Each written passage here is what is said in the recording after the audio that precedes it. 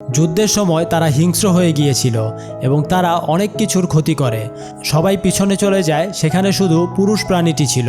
তাই গডজিলা কোনো অসুবিধা ছাড়াই তার সাথে লড়াই করছিল। গডজিলা পুরুষ প্রাণীটিকে মারতে যাবে, তখনই স্ত্রী প্রাণীটি পেছন দিক থেকে এসে আক্রমণ করে। তারপর গডজিলা একাই তাদের দুজনের সাথে লড়াই করছিল। গডজিলার একা তাদের দুজনকে মারা কঠিন হয়ে উঠছিল। অন্যদিকে আমরা দেখি সামরিক অফিসাররা মাটির নিচের একটি বাসা থেকে অনেক ডিম পায়। সেগুলো ফিমেল প্রাণীটা দিয়েছিল এবং অন্যদিকে তাদের হারানো গডজিলার জন্য অনেক কষ্টকর হয়ে যাচ্ছিল। আর্মিরা একটি বোমার মধ্যে টাইমার লাগিয়ে বেরিয়ে আসে, আর বোমাটি বিস্ফোরিত হয়ে সমস্ত ডিম নষ্ট হয়ে যায়। এটি দেখে পুরুষ এবং মহিলা প্রাণীরা তাদের ডিম নিয়ে চিন্তিত হতে শুরু করে এবং দুজনেই গডজিলাকে ছেড়ে দৌড়ে চলে যায়।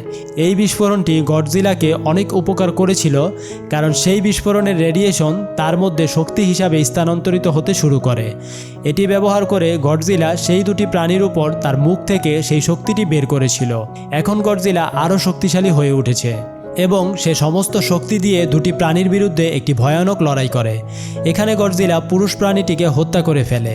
তা দেখে স্ত্রী প্রাণীটি ক্ষোভে ফেটে পড়ে। আর্মিরা তার ডিম নষ্ট করে ফেলেছিল, তাই এটিও তার রাগের একটি কারণ ছিল।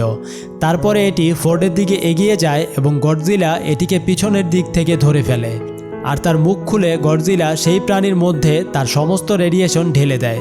ফলে অনেক যন্ত্রণায় সে মারা যায়। ফোর্ডও গুরুতর আহত হয়েছিল, কিন্তু সামরিক অফিসাররা তাকে চিকিৎসা দিতে সেখান থেকে নিয়ে যায়। পরের দিন আমরা গডজিলাকে দেখি। মানুষ ভাবছিল যে এটা মারা গেছে। গডজিলা ক্লান্ত হয়ে চোখ বন্ধ করে শুয়েছিল। হঠাৎ ঘুম থেকে উঠেই সমুদ্রে যাওয়ার জন্য হাঁটা শুরু করে।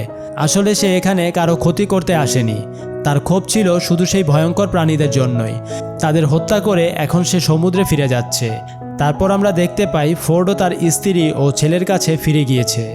সব কিছু এখানেই ঠিক হয়ে গেছে এবং মুভিটি এখানেই শেষ হয়।